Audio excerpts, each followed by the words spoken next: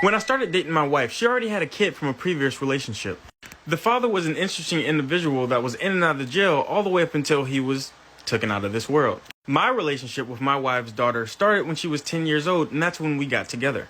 When I tell you that this little girl hated me, I don't know what I did or what I said to make her dislike me so much. But no matter what, every day she would let me know I'm not her father. She would let me know she doesn't want me to act like her father. It got to the point where my wife, I didn't even discipline her because my wife was like, you know what, let's just keep it separate. And that's what it was. Literally inside of our household, it was like two separate households. It was me, my wife, and then my wife and her daughter.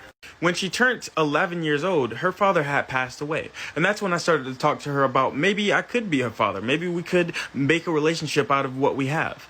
She was very adamant that I am not her father, I will never be her father, and adoption was off the table. At that point, my wife was already pregnant with our son, my son, and he was going to be born within the next 7 months.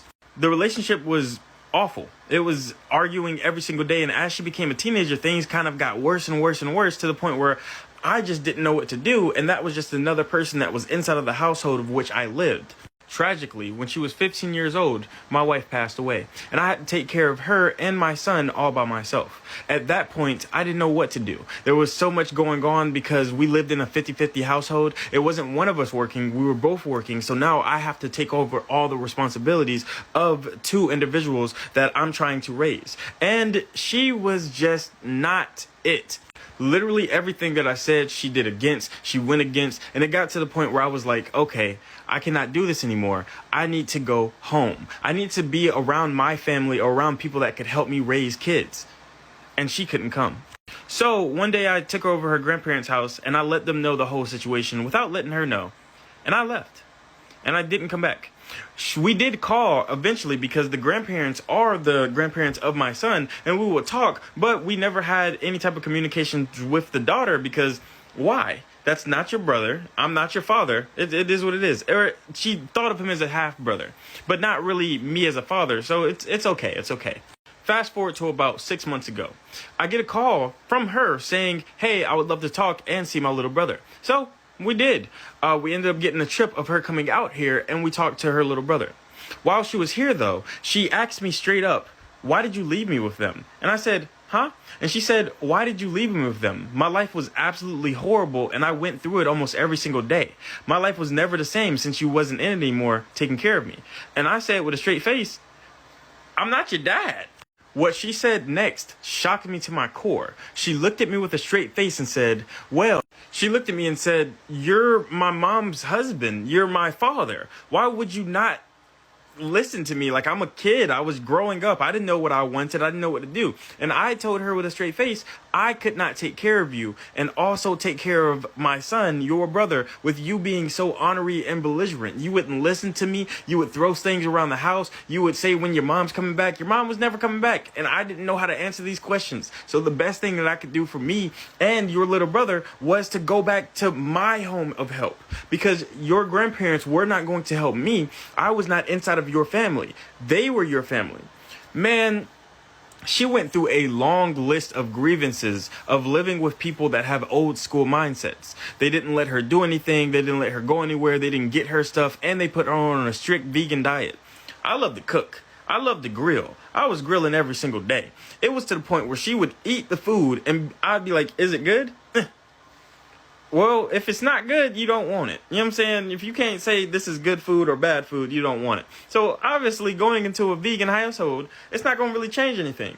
And I don't think of it as abuse. And then she starts to list off a bunch of things that would be listed as very bad. And there's nothing I can do about that. That's just how they choose to raise people. You wanted your blood. You wanted your family. That's what you got. I would have treated you with all the love and respect that I could, but I couldn't because you were so against me no matter what. And I can understand that being a child, but she said and her family both protest about how that situation was low down. I don't think so. I, 43 female, have been married to Jason, 43 male, for the last 26 years. Our relationship was beautiful all the way up until I found out he didn't love me anymore because I was too old and also couldn't bear any more children. He told me that when I was 39 years old and still pretty much in the best shape of my life. But he ended up cheating on me with his 23-year-old secretary. And those were his excuses. At that time, I knew for a fact he wasn't going to get half of anything that I had, because when we got into the relationship, I helped him out with his business. I helped him out with everything that he wanted to do and helped him grow. And majority of the money he spent on his business came from my parents before they passed away. Well, the situation that we're in now is that 6 months ago, he passed away. Well, he passed away after having his second child with his girlfriend, because we're technically still married. Yes, he wanted to get a divorce, but due to not really having everything situated with our divorce, it kind of got sent into a separation. Well, when he passed, I was still the beneficiary of his life insurance. His girlfriend has recently reached out to me about sending some life insurance because her and her kids cannot eat and they don't have any food. So what I decided to do was make a care package together. I went to Wendy's, I bought a 4-for-4, and I sent it to her. I didn't send a 4-for-4 for each one of them. I sent a 4-for-4 for the youngest child. That's the only person that I felt bad for, because they didn't have any issue inside of this situation. They didn't know anything about this.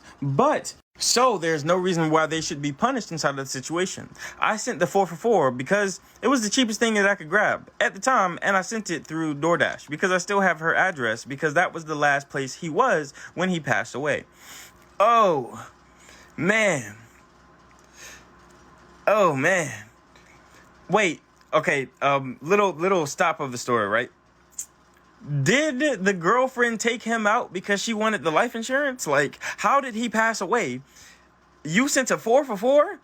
Was there more than one child? Did each child get a 4-for-4?